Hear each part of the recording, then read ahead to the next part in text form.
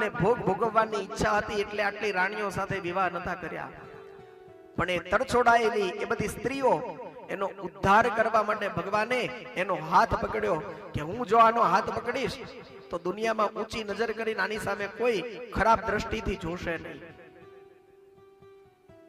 કોઈની તાકાત નથી કે એની સામે આંગળી ચીંધી શકે, કારણ કે કૃષ્ણની રાણી છે. કુદ્રષ્ટિથી ખરાબ દ્રષ્ટિથી એની સામે કોઈ એના માટે કોઈ ખરાબ વચનો બોલશે નહીં. નહીતર આ સમાજ એવો છે કે કોઈ સ્ત્રી કે કોઈ એક દીકરીથી કદાચ કોઈ ભૂલ થઈ જાય ને તો પછી આ સમાજ રહ્યો ને એને શાંતિથી જીવવા ન દે. કેરેક્ટરોના સર્ટિફિકેટ આપણે બહુ જલ્દી બધાને આપવા માંડી છે.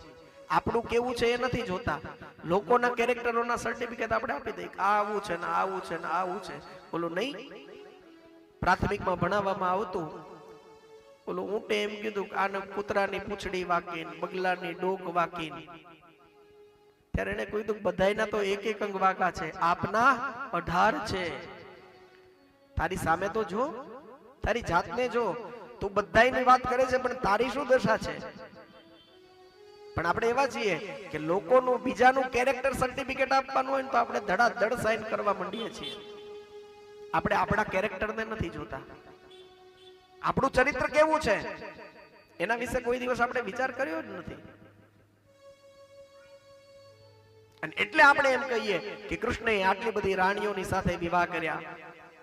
ભગવાને એ સ્ત્રીઓનો ઉદ્ધાર કર્યો છે.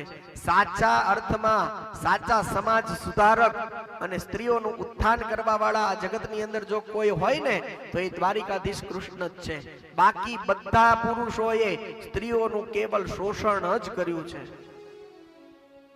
એની મજબૂરીનો લાભ જ લીધો છે, એનો ફાયદો જ ઉઠાવ્યો છે. જેમ કોઈ વસ્તુનો યુઝ કરીએ અને ફેંકી દઈએ એવી રીતે આ સમાજના પુરુષોએ સ્ત્રીઓનો કેવલ ઉપયોગ કર્યો છે. એને કોઈ દિવસ સન્માન નથી આપ્યું.